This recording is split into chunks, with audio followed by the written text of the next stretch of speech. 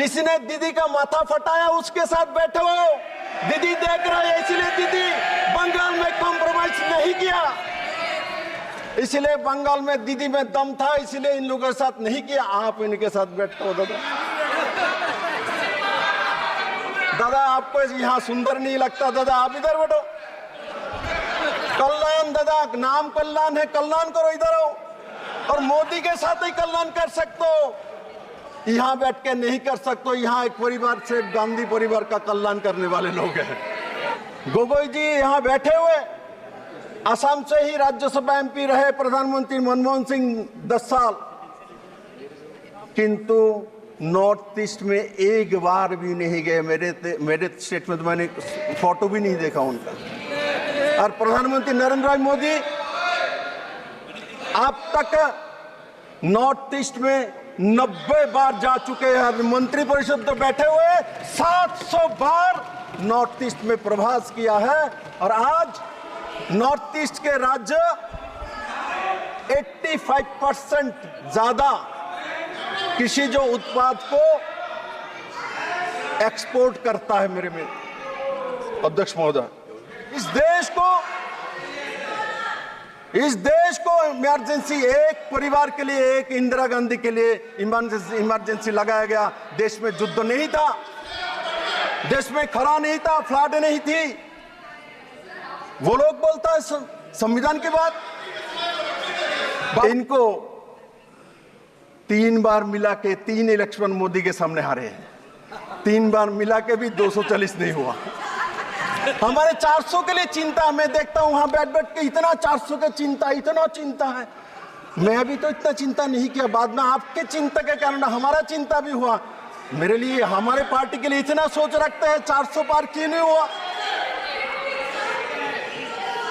माननीय अध्यक्ष महोदय, ये 400 पार करेंगे। 2047 तक भारतीय जनता पार्टी और एनडीए का गवर्नमेंट रहेगा। 400 पार करके जनता आपको जवाब देगा जवाब। दयानंद सरस्वती समाज सुधारक के नाते जाना जाता है, क्योंकि कुसंस्कार को खत्म किया है।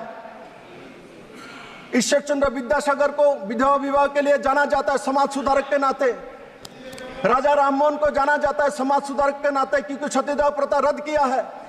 मैं आज माननीय प्रधानमंत्री से आर्थिक सुधार नहीं किया, समाज सुधारक के नाते भी काम किया। उन्होंने भी 3 तलाक खत्म करके समाज को सुधार के रख दिया। मेरे मित्र, मैं जिस स्टेट से आता हूं, त्रिपुरा, सुन लो माननीय अध्यक्ष महोदय, मैं जिस स्टेट से आता हूं उसमें भी एक बार मिडिल में, कम्युनिस्ट के मिडिल में कांग्रेस की सरकार आई थी।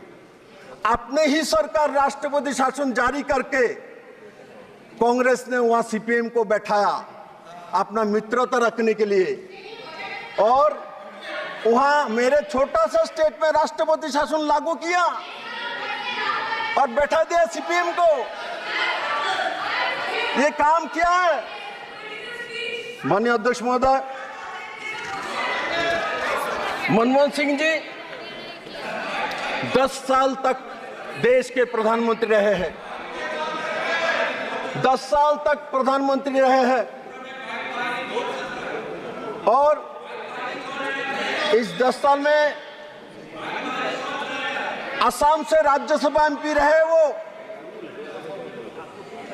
75 में इमरजेंसी लगाने वाला कौन है? इमरजेंसी कौन लगाया था? किस लिए लगाया था?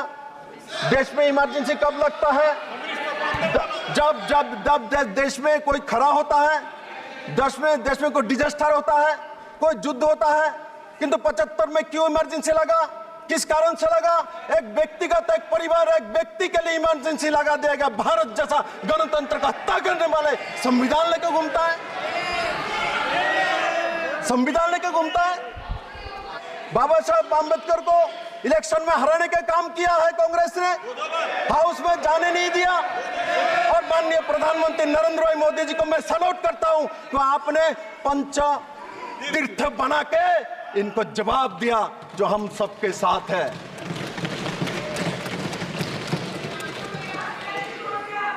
इस देश के जब की कमी नहीं है। इस देश के स्किल का कमी है और स्किल डेवलपमेंट मिनिस्ट्री भी नरेंद्र भाई मोदी जी ने ही बनाया था और राजीव प्रताप रूडी जी मेरे मित्र यहाँ बैठे हुए थे, वह पहला मंत्री बने थे। कोई बात नहीं, अभी गोगे जी के साथ मैं आपको अभी मैं जनता ने जोशी जी यही बात बोल के क्यों दुख देते हो, जनता ने हटाया। माननीय अध्यक्ष महोदय,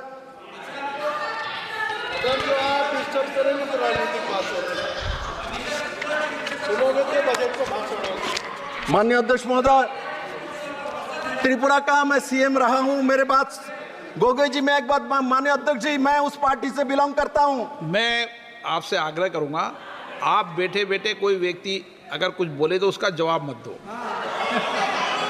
माननीय अध्यक्ष महोदय, मैं ये बताना चाहता हूं, जब मैं जिस पार्टी से आता हूं, भारतीय जनता पार्टी, उस पार्टी ने मुझे 8 साल मेरे पॉलिटिकल करियर है, उसमें से मुझे प्रदेश अध्यक्ष बनाया, एमएलए बनाया, चीफ मिनिस्टर बनाया। किसको स्पष्टीकरण दे रहे हो आप? मैं इसलिए देता हूं इनको स्पष्टीकरण मत दो। चलो आप बजट में बोल लो आप। इसलिए माननीय अध्यक्ष महोदय,